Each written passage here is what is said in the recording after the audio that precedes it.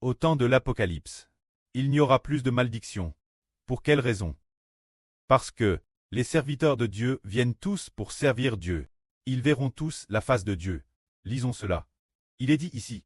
Désormais il n'y aura plus de malédiction, car il y aura dans la ville le trône de Dieu et de l'agneau.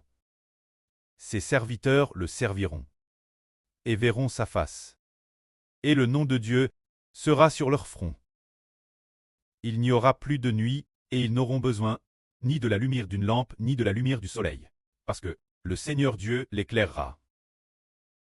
Et ils régneront au cycle des cycles. Il est dit ici qu'il n'y aura plus de malédiction. Pour quelle raison? C'est parce que le trône de Dieu et de l'agneau est dans la ville. C'est de dire que l'avenir, il n'y aura plus aucune malédiction. C'est parce que Dieu habite Digi, au milieu du peuple d'Israël. Frères et sœurs, vous le savez peut-être en lisant la Bible, Dieu a ordonné de bénir Israël. Ordonnant de bénir Israël, et de plus, la bénédiction de Dieu ne change jamais d'avis. Dans l'Apocalypse 2, se dire la période du nouvel univers et de la nouvelle terre, les enfants spirituels d'Israël habiteront tous dans la ville sainte de la nouvelle terre, l'intérieur de la nouvelle Jérusalem. Ce moment-tel, puisque Dieu et le Seigneur y habitent aussi. Le trône du pré-cleste et du Seigneur s'y trouve, et que l'eau de la vie est aussi donne toute l'humanité. Il n'y aura plus de malédiction. Et il est dit ici que la raison pour laquelle il n'y a plus de malédiction est. Il est dit ici, désormais il n'y aura plus de malédiction, car le trône de Dieu et de l'agneau sera dans la ville. Ses serviteurs le serviront et verront sa face. C'est parce que Dieu et le Seigneur habitent avec nous. Et les enfants clestes servent tous Dieu et servent le Seigneur. C'est pourquoi il n'y aura plus de malédiction.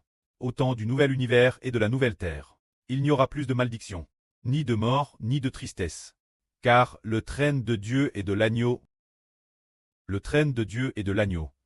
sera au centre de la ville, et les enfants clestes serviront tous Dieu ensemble. Et ils verront la face de Dieu. Il est dit encore ici, le nom de Dieu sera sur leur front.